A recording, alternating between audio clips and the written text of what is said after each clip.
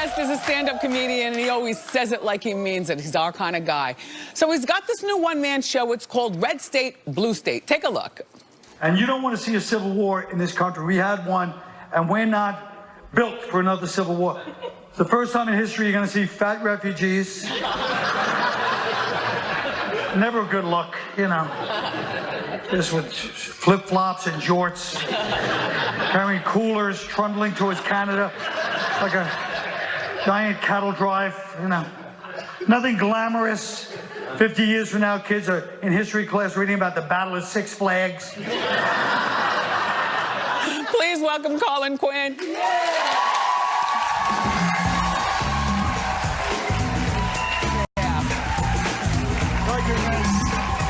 Welcome back. Thank you. Good to be back. Welcome back to you. Oh, thank you. Thank you. Always nice to see you, Colin. You too. So here at the show, you know, we always offer hotel stay for our celebrities that we fly in from out of town. You're a New Yorker, not in the wool. So we offer you a car service. And he rejects the car service. Who doesn't want to be driven? Because I take the subway because, you know, it's faster, it's easier for me. And I grew up here. Yeah. My whole life was, you know. But when I grew up here, the subway was much different. It's annoying now in different ways. It's packed all the time. Popular 2 o'clock in the morning, subway's packed. But when I was a kid, it was very dangerous in the 70s. I've been to the subway all day from Coney Island, all over Brooklyn. And I used to, my technique was, I would get on the train. I didn't take karate. I'm too lazy and, you know, I'm just not a physical. And I bought a karate magazine. I would just stand on the train like this. Yeah. And read a karate magazine. Yeah. Smart. So we got a little money left for the budget. Thank you, Colin. Will you be taking the car home? No. Oh, okay. Cha-ching. I'll take the 1 to the 2. Congratulations on your love life. Oh, thank you so much. I love your fiance. Oh, yeah. I mean, I don't know her, but I love, you know, that she works here in New York. Half your staff knows her, yeah. Yeah, a lot of people here know her and said she's real nice. Yeah. Is she funny? Is she a comedian? I'm sure they try. No, she's a line producer.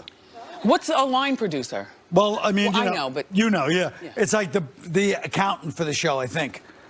Now you got me in trouble. But it's like the people that deal with the budget. So, they like her better than me. They probably pulled her aside and told her mistake, you know. A smart girl, in other words. Yeah. A smart girl. So how long were you dating her before you got engaged? I can't believe you're asking me this. Well, that's I'd really rather not go into it, but let's put it this way. It started, I'll tell you how long ago we started. It started on the Chris Rock show. Oh my gosh, you've known him for a long time. Yeah, but there were ins and outs during that time. Leave me alone. Yeah, well, okay. Well, I was like, oh, this guy's the worst. Sometimes it takes a moment to realize that you really Exactly. We were together and we were separate. Yeah. Has she ever been married before? No. Have you ever been married before? No. Perfect. Yeah. Perfect. Why not? So now, when are you actually getting married? And are you going to have a big wedding, or are you going to go to the Justice? We're going to have a big wedding, a lot of comedians there, a lot of big, you know, a lot of shot caller type comedians. You know, Jerry, call him Jerry, you know, Amy, Chris, maybe Adam, maybe David, you know. Right. And, yeah, they'll all be there. And so how does that work? They get up and give a toast and it turns into stand. This is very funny, by the way. They all, you know, as comedians, it was like, I don't want to speak. But then once the best man starts giving his speech, they're all like looking at the mic like, I could do better than that, you know. Who's your best man? My brother. Is he funny? No, thank you. So somebody will probably take over and I can imagine them all just chomping at the bit. I'm the same way. If I see something going on, I'm like, yeah, there's a mic up there. You start to get a little bit into it, even though you're like, you don't want to be bothered, but then you're like, no, I got to get up and, you know. That's good, though. Congratulations to you. Thanks. Hey, I heard that you don't believe in premarital sex for the most part. Well, no, in my show, I talk about how premarital sex really brought us down as a society. Okay, do It tell. destroyed us because in the old days, people had to wait to the honeymoon to have sex. Right. So people were just busy working. Like now, we're always focused on sex at all times. You know what I mean? Yeah. It's Sodom and Gomorrah in society. So you don't really get to know the person. Yeah. In the old days, people waited to the honeymoon. Now people go on the honeymoon, they've had sex hundreds of times with each other. They're like, hey, it's a honeymoon. You want to have sex? They're like, what about the paddleboard rental? You know what? The world has changed, and not sometimes for such the best place. Yeah. But, all right, so Pete Davidson's a friend of yours. Well, I know him as a comedian. He's not a friend of mine. He's very nice. He's a young upstart. He's too... Well, I like him. I'm just saying he's from a different generation, you know. He's 60 I'm hanging out with 23-year-old kids, you know. But I know him, yes. I like Pete Davidson. He's a good-looking guy. He is a good-looking guy. And very talented. Yes, very talented. Are you surprised that he's such a ladies' man? Yeah. I mean, I'm a little bit surprised. I mean, I know him just from... But I guess I could see it. I mean, like I said, I don't hang in his circles because he's a young guy, but... Yeah. You know, I saw him in the Kate Beckinsale. That's his new one. She's 45. That's a good one, yeah. Yeah. He's 25. That's a saucy one, yeah. Yeah. But I saw them making out at the Ranger game, which is, you know, once again, because he's good, like people say, girls like a guy with a sense of humor. Yes. But let's face it, I know, but let's be honest.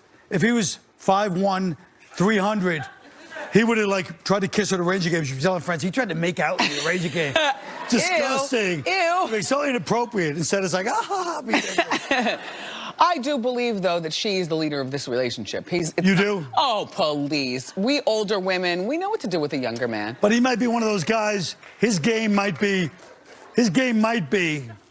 the guy that pretends to be led around.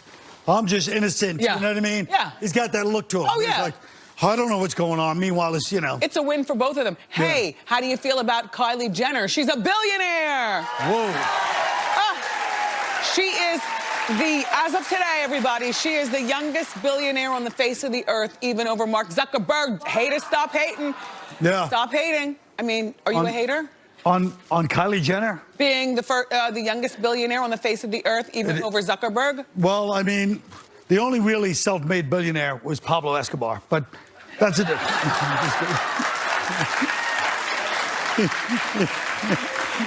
He started with just one poppy plant.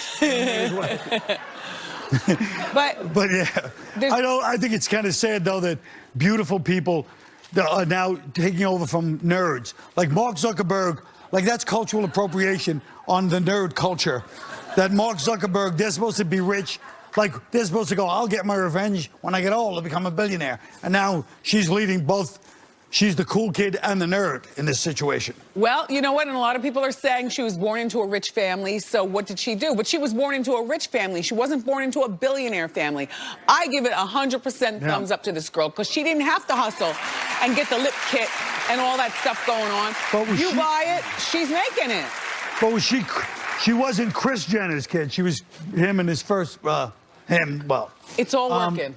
Yeah. She looks I'm saying, like, is she Kris? Was she? No. She's Chris's daughter. Oh, she is Chris's daughter. And all about the money. Right.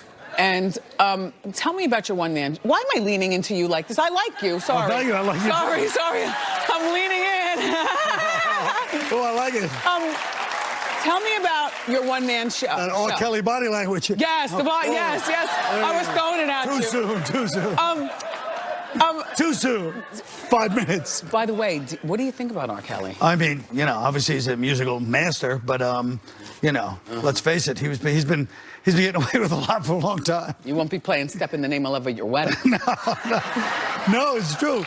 A lot of his songs would be great for weddings. I wonder what's going to happen. So I love a one-man show, and the thing is that a lot of people try to do them, but they just can't do them. Yeah. You can do them.